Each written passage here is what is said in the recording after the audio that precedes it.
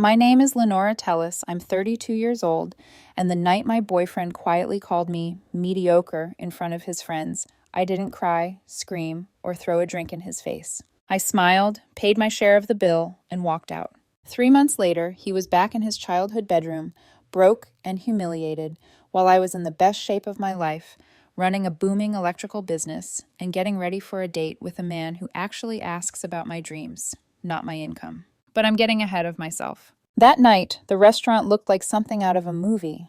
Floor-to-ceiling windows, the Chicago River glittering outside, candles on every table, soft jazz humming in the background. We were at a long table for 12, celebrating Noah's friend Amanda's birthday. Everyone was dressed like they were auditioning for a luxury car commercial. I was in a simple black dress I could actually move in, necklace my grandma left me, hair up in a low bun because I'd been on a job site until an hour earlier. My work truck was still parked a few blocks away, dusty and dented, filled with ladders, conduit, and coil after coil of wire. To me, that truck is freedom.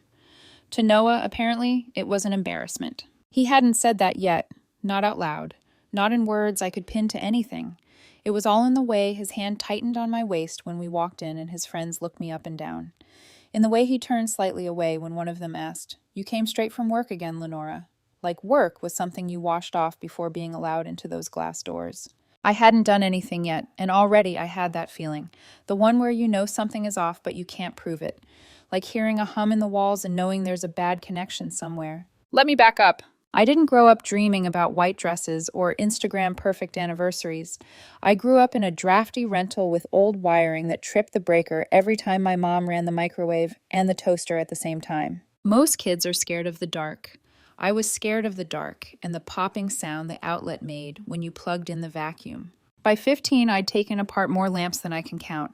By 18, I knew I wanted to work with electricity, not just because it fascinated me, but because it felt like control in a world that was constantly shorting out. I got my apprentice license at 19.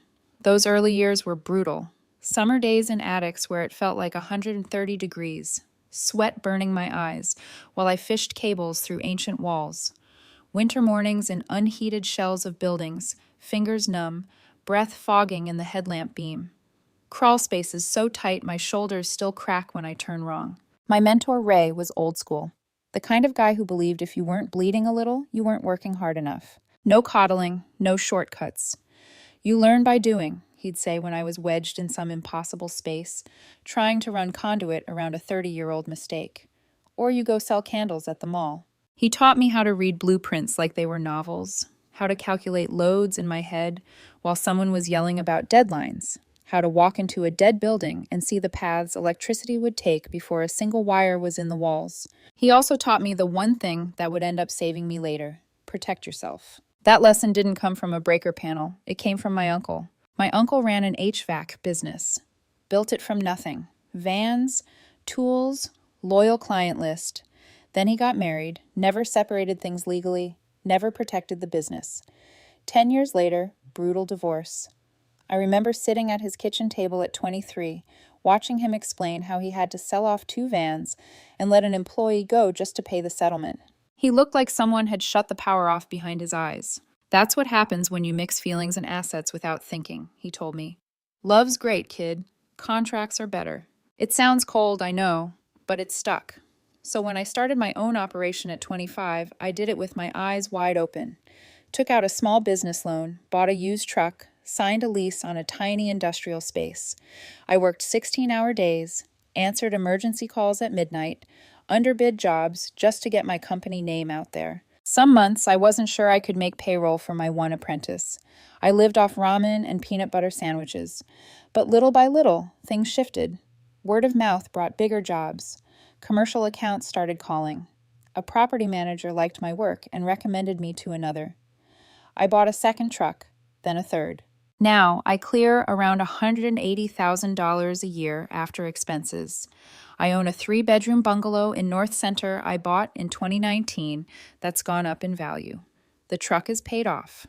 I've got about $95,000 spread between business accounts, an emergency fund, and retirement. I'm not rich, but I'm stable, and every outlet, every panel, every switch I wired myself is part of that. That's who I was when I met Noah. I met him at a friend's birthday party in May 2021.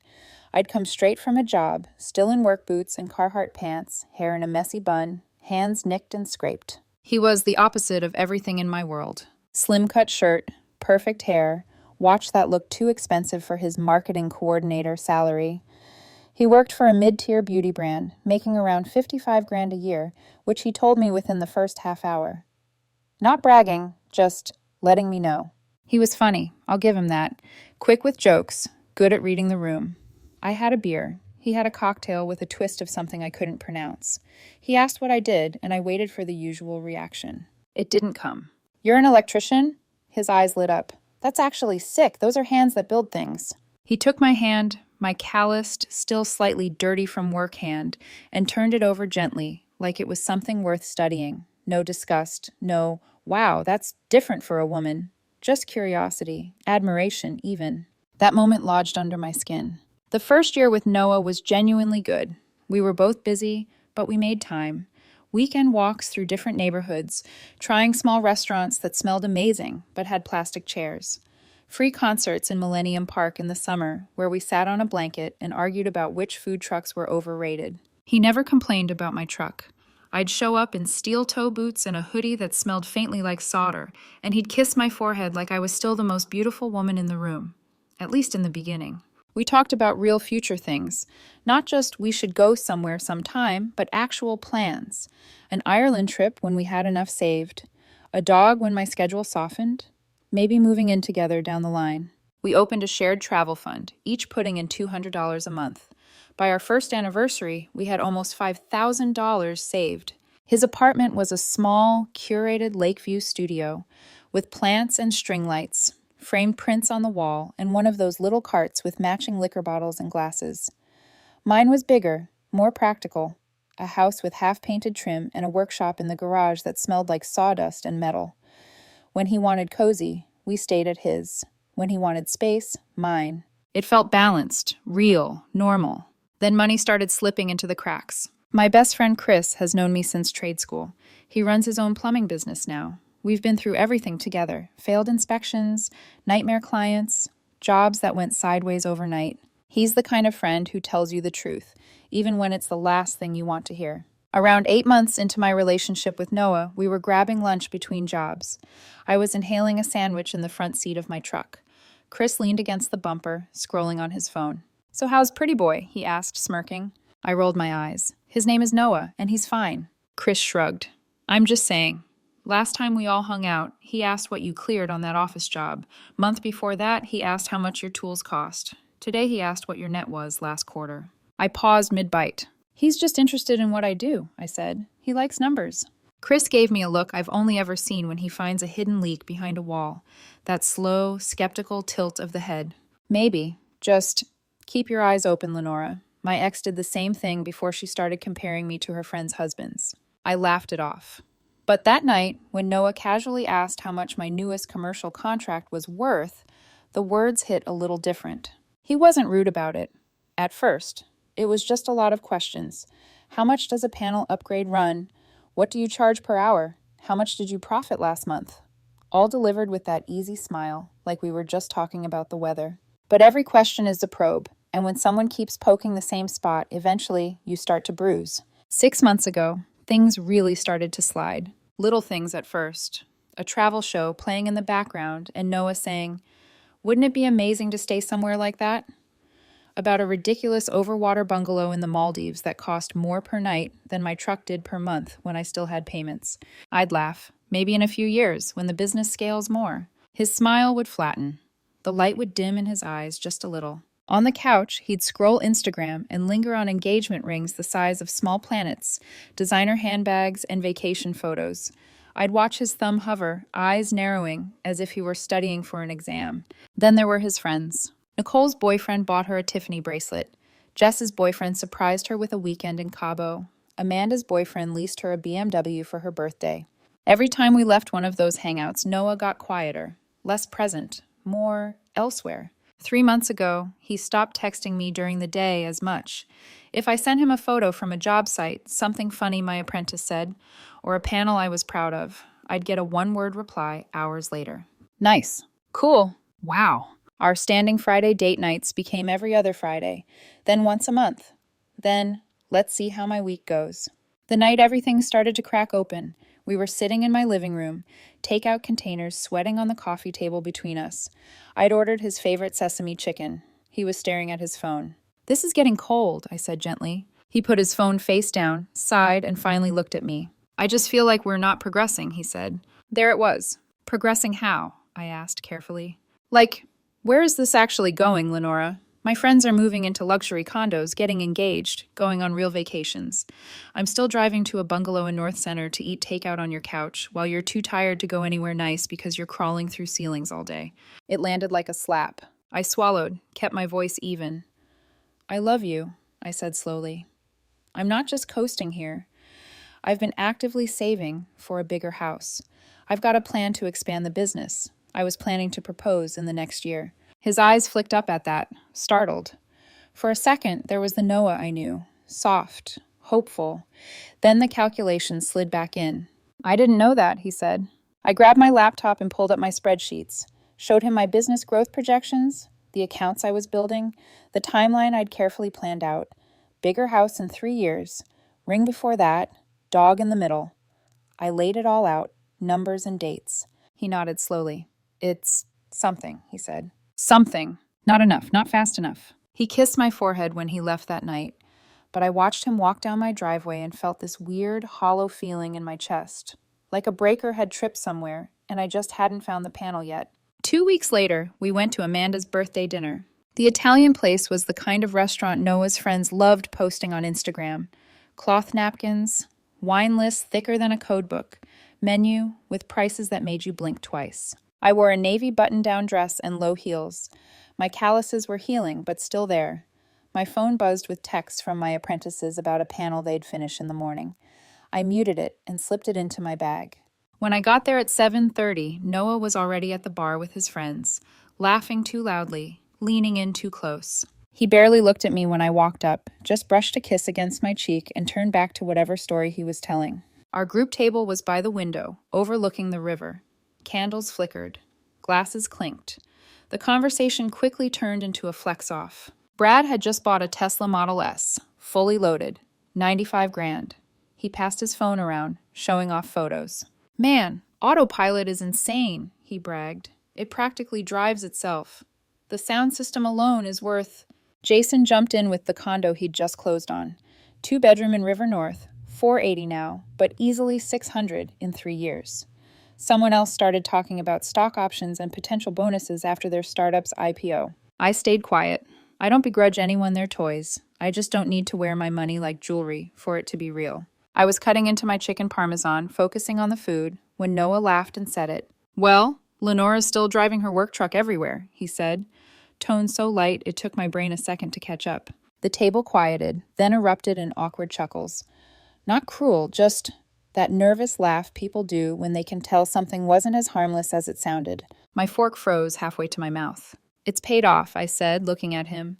No debt, no monthly payments. It gets the job done. He rolled his eyes. Actually rolled his eyes. That's not the flex you think it is, babe. Something in my chest tightened. Hard. I set my fork down carefully. Smiled like nothing was wrong. Excuse me, I said, standing up. Bathroom. I walked past the bar, past couples clinking glasses, into the harsh fluorescent light of the restroom. Cold water. Sink. My reflection staring back at me, mascara flawless, lipstick still in place. On the outside, I looked like I belonged in that restaurant. On the inside, I felt like a kid again, standing in a dark kitchen listening to the breaker trip. Let it go, I whispered to myself. He was just showing off. You can talk about it tomorrow. I dried my hands, squared my shoulders, and walked back out. And that was when I heard him. He was leaning towards Amanda, voice low but not low enough, words sliding through the clatter of plates like a live wire. I just don't see her ever getting to the level I want, he said. She's comfortable being mediocre, no real ambition to level up. Mediocre, no ambition. From a man who'd never once crawled through an attic in August. I stopped dead behind his chair, 3 feet away, hand resting on the back of an empty seat. For a moment, the room blurred, my ears rang, then everything snapped into focus. I didn't say a word. I walked around the table, sat down, and finished my dinner in silence. When the bill came, I pulled out my wallet, placed $85 in cash on the tray, my meal, my drinks, my tip. I stood up. "Noah," I said. He turned, mid-sentence, about some rooftop bar he wanted to hit next. "Yeah?" he asked, annoyed at the interruption. "You're right," I said calmly. "I'll never be good enough for you." Confusion flickered across his face, then panic. "What? Lenora, wait, that's not—" I turned to the table, smiled. "It was nice seeing all of you. Happy birthday, Amanda." Then I picked up my bag, walked out of that expensive restaurant, and didn't look back. I drove home in silence, my old truck rattling over potholes, the city lights blurring past. No music, just the sound of my thoughts humming like a transformer. By the time I pulled into my driveway, something in me had gone very, very still. I wasn't sad. I was done. I made a sandwich, sat at my kitchen table, opened my laptop, and did what I do best when there's a power problem. I started tracing the lines, not of wires this time, but of words, money, and history. That was the night I stopped being Noah's girlfriend and started being my own lawyer, accountant, and bodyguard. I woke up the next morning with that eerie, hollow calm people mistake for strength. It wasn't strength, it was shock wrapped in logic. The kind of feeling you get after a near miss on the highway. Your hands steady, breath even, mind oddly clear because your brain hasn't caught up to the emotional wreckage yet. My phone had blown up overnight. 6 texts from Noah, 3 missed calls, 2 voice notes I didn't bother opening. I didn't respond. Not because I was playing games, but because I had nothing left to say. When someone tells you who they are, you don't debate it. You take note, close the door, and walk away. Still, I wasn't naive enough to think things were done. Not yet. People like Noah don't let go quietly. But before the fallout came the slow burn, the months of erosion that led to that dinner. It didn't happen all at once. That's the lie people like to tell when they look back on a breakup. It happened out of nowhere. No, it didn't. You just didn't want to see the cracks forming. For us, the cracks started on nights like the one when we watched a travel documentary about Santorini. Noah sighed loudly, the kind of sigh that begs for attention. "God, imagine staying there," he said, eyes glued to a cliffside infinity pool that cost more per night than my mortgage. I smiled. Maybe in a few years, once the business expansion settles. He inhaled sharply through his nose, a tiny, polite sound, one that said, "A few years? Seriously?" Or there were the Instagram scrolls. Noah stopping on photos of engagement rings, luxury hotels, drone shots of private islands. His thumb would hover on the screen just a second too long, like he was measuring his life against strangers. Then came his friends. Nicole's boyfriend leasing her a BMW, Jess's boyfriend surprising her with Cabo, Amanda's boyfriend buying her a Gucci bag, just because. Each time we left their group hangouts, Noah got quieter. Like every gift those men gave their girlfriends drained something from him, like he was suddenly standing in a race he didn't know he'd entered. He never said it directly, but I could read the tension in his shoulders, in the way he held my hand just a little too loosely, in the way his smile faded when he looked at my practical clothes, my steel-toe boots in the corner, my dusty work truck parked out front. Love turns sour long before anyone says a word. The night the dam broke was a Tuesday in July. We were sitting in my living room, the AC buzzing in the background, takeout containers still warm on the coffee table. I'd ordered his favorite sesame chicken. He didn't touch it. He was scrolling on his phone, jaw flexing every few seconds. "This is getting cold," I said softly. He put his phone face down and finally met my eyes. "I just feel like we're not progressing," he said. My stomach dropped. "What do you mean?" "Lenora, my friends are leveling up, moving into nicer places, getting engaged, going on real vacations, and I'm still here." He gestured toward my living room like it was a downgrade. "I want more." More. That word hung in the air like a threat. "I love you," I said. "I'm not drifting. I've been planning for us. Saving, building. I was going to propose next year." His eyes widened, but not with happiness. Shock, maybe. Surprise, but not joy. "I didn't know that." "Because I wasn't ready to rush. I wanted to build a foundation first. Something solid. Something ours." He nodded slowly, eyes distant. He wasn't hearing me. He was hearing what his friends had. Cars, condos, rings, and what he didn't. It was the first moment I realized he wasn't comparing me to other women. He was comparing himself to other men, and he was resenting me for not helping him keep up. When he left that night, he kissed my forehead the way he always did.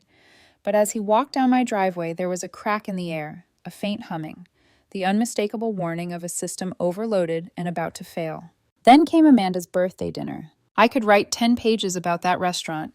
The polished wood tables, candles flickering in brass holders, the faint smell of garlic and basil drifting from the kitchen. The river outside looked like melted gold under the streetlights. Everyone arrived, dressed to impress. Brad in a tailored suit talking loudly about his Tesla, Jason showing photos of his new condo with floor-to-ceiling views, someone bragging about an IPO bonus that hadn't even happened yet. Noah slipped into that world like he was born for it. I didn't fit. I knew I didn't. But I wasn't ashamed. My black dress was simple but classic. My hands were rough, sure, but capable. My truck was old, yes, but paid off. Everything I had, I built. While they passed around plates of bruschetta and calamari, Noah positioned himself like a candidate interviewing for a job. Perfect posture, loud laughter, elbows off the table. Then came the line. "Well, Lenora's still driving her work truck everywhere," he said, a little too quick, a little too eager. It was meant to sound casual. It didn't. The table went silent for a split second before the nervous chuckles surfaced. I felt heat crawl up my neck. "That truck is paid off," I said calmly. "No debt." Noah rolled his eyes.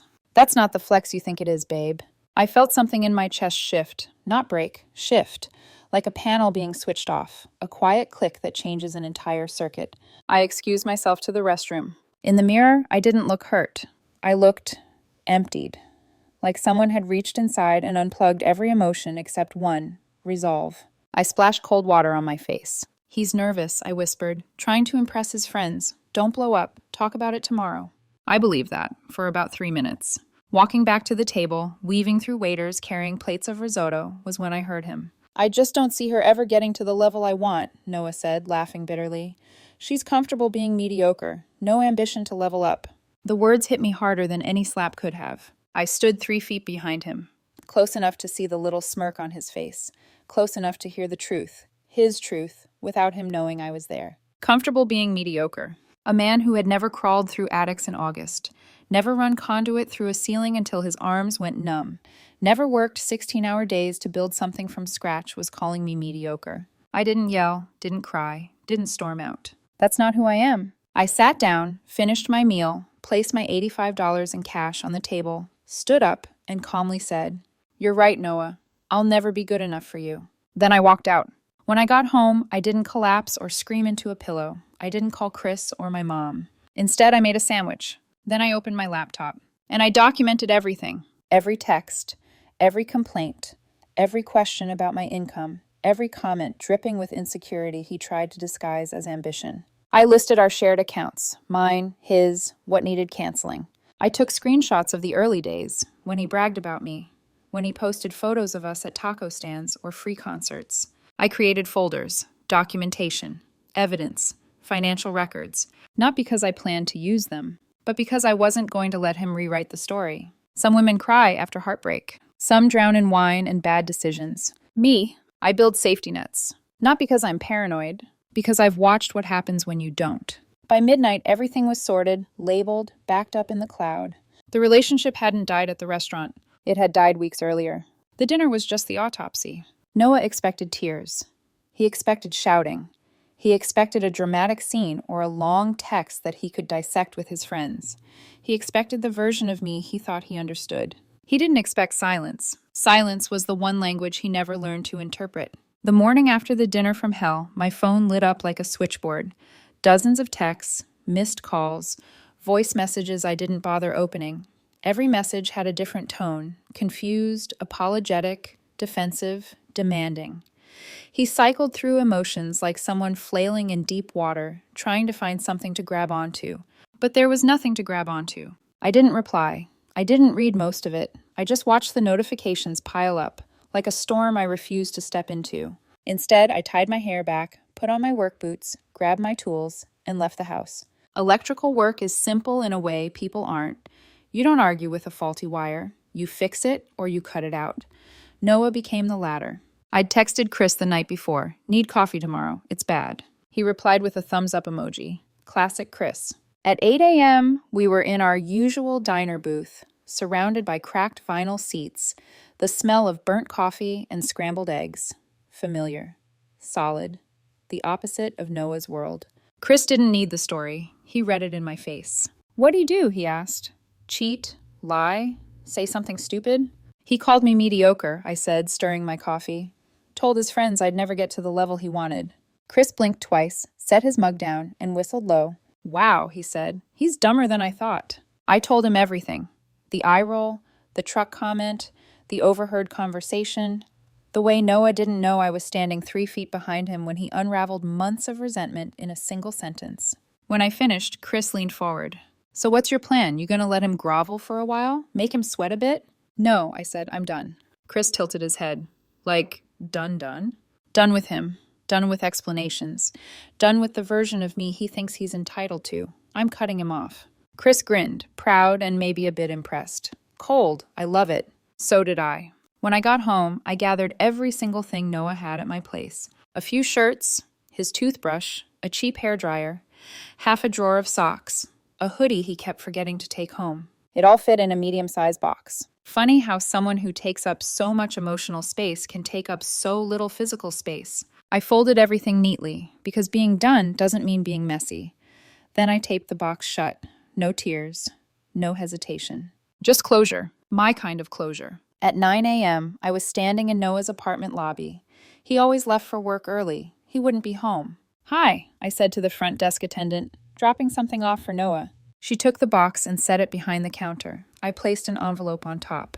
Inside it was his key. On the outside, everything here, key included, take care. No heart, no punctuation, nothing extra. I turned and walked out of the building with the kind of peace you feel when you flip the breaker on a dangerous circuit. Click, power off. The first wave of desperation hit before I'd even reached my truck. Missed call, text, another text. Lenora, please, just talk to me. You misunderstood. I didn't mean it like that. I was drunk. Please don't do this. We deserve a conversation. That last one made me laugh. He thought he deserved a conversation. He thought I owed him something. That was his first mistake. I blocked his number, then his Instagram, then Facebook, then every mutual app we ever used. Then I canceled his access to my Netflix and Spotify profiles. Not revenge, just housekeeping. By noon, Noah had enlisted help. My phone rang from a number I didn't recognize. I answered out of curiosity. Lenora, it's Nicole. Great. Noah's freaking out, she said. He said you just walked out. He says he doesn't know what he did. Oh, he told you that? I asked lightly. Yes. I almost felt bad for her. Almost. So I told her the truth. Every detail. Calm, steady, not angry, because anger would imply I still cared. There was a long silence on the other end. He didn't mention any of that, she finally whispered. He made it sound like you overreacted. I laughed softly. Of course he did. Lenora, I'm so sorry. That's awful. You don't deserve that.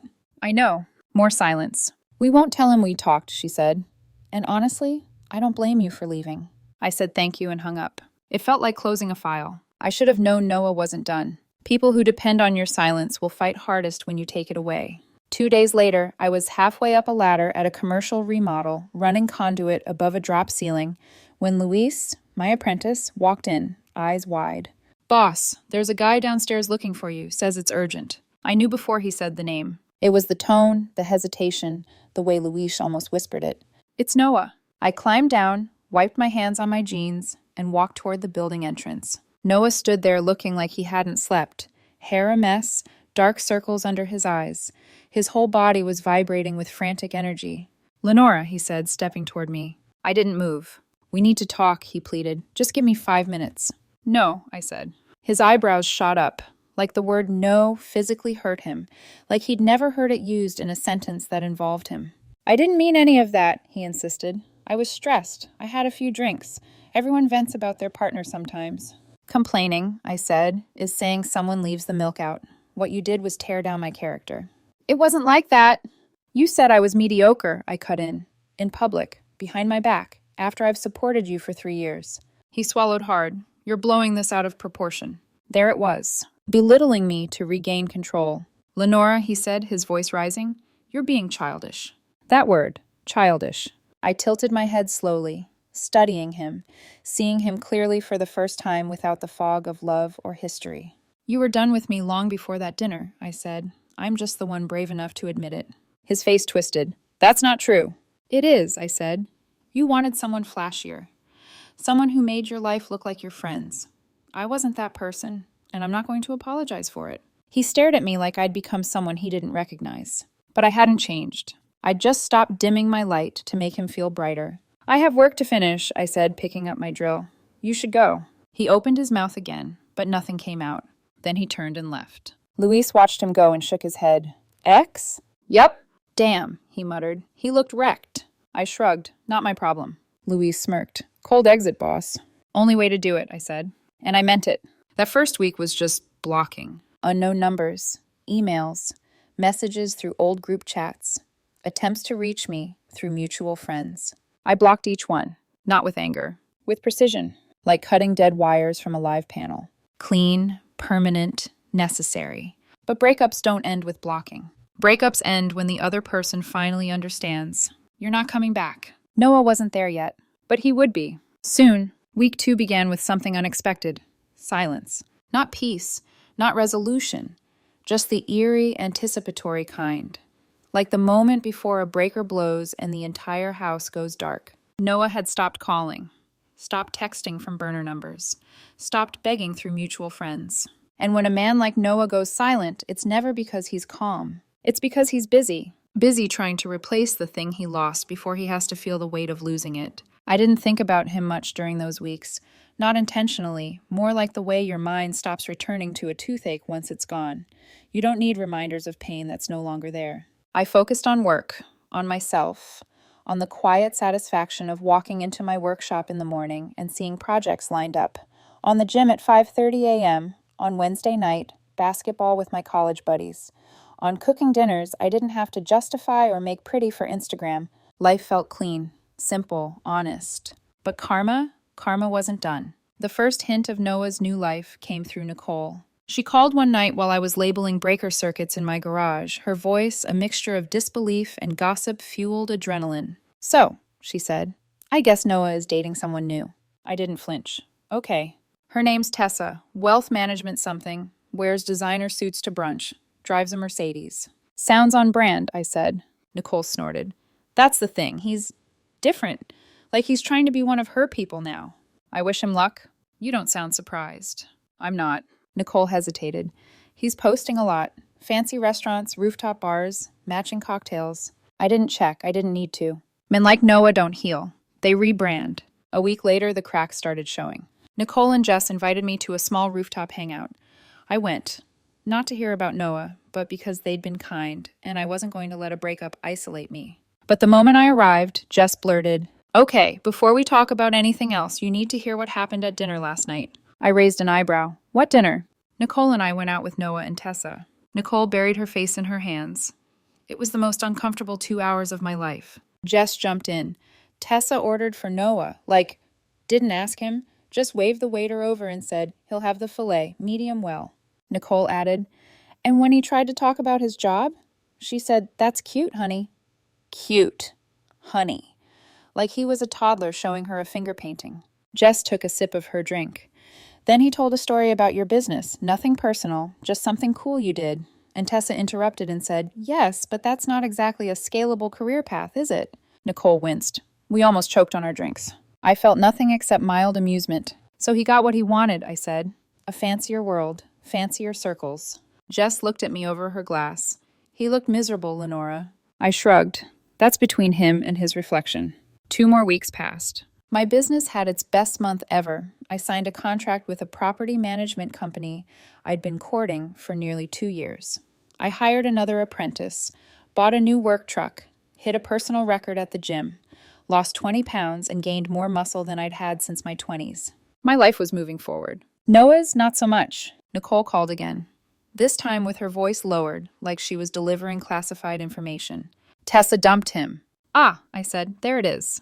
She met someone at her firm, some lawyer who went to Yale. Figures. It gets worse, Nicole said. Noah told her he'd quit his job to pursue something more aligned with her lifestyle. She told him that made him less interesting. I paused. He quit his job? Yep, and she broke up with him the same night. Kicked him out of her apartment. Took back the watch she bought him. I exhaled slowly, not in sympathy, more like when you finally understand the shape of a story. He's staying with his parents, Nicole added. No job, no money, and he's not doing well. Not my problem, not anymore. But karma wasn't quite finished. A text came from an unknown number 2 nights later. I almost ignored it. Almost. But something made me open it. Lenora, it's Noah. I know you blocked me. I understand why. I messed up. I'm so sorry. You were the best thing that ever happened to me. I didn't appreciate you. I threw away everything for an image. Please, can we talk? Just coffee. Just 5 minutes. I need to apologize properly. I miss you. I miss us. Please. I stared at it for a long moment.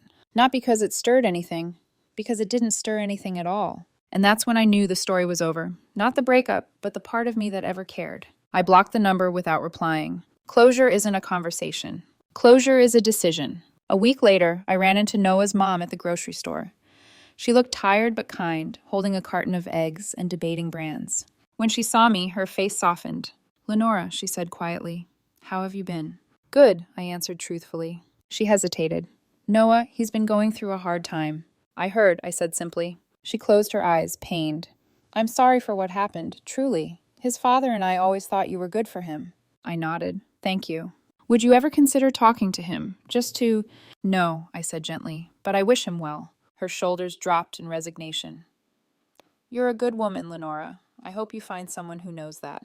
I will, I said. I'm doing just fine. We parted ways, and for the first time, she believed me. 3 weeks later, I matched with a man named Eli on a dating app. A nurse, drives an old Honda, values authenticity, asks thoughtful questions, doesn't flinch when I tell him what I do, respects the grind, smiles with his whole face. We got coffee last Sunday, talked for hours, laughed easily, no performance, no competition, no silently evaluating what I drive or how much I earn. Just two people showing up honestly. It felt simple, and simplicity, after Noah, felt like luxury. Noah once said I wasn't progressing fast enough, that I didn't have the ambition to level up, that I was comfortable being mediocre. But here's the truth he never understood. There's no level above self-respect, and I refused to negotiate mine. He wanted a life that looked good online. I wanted a life that felt good in real time. He wanted status. I wanted substance. He wanted more. I became more, just not for him. When karma finally spoke, I didn't have to say a single word. Some stories end with an explosion. Mine ended with a quiet, clean cut. No anger, no revenge, no regrets. Just a woman who finally realized the only person she ever needed to impress was herself.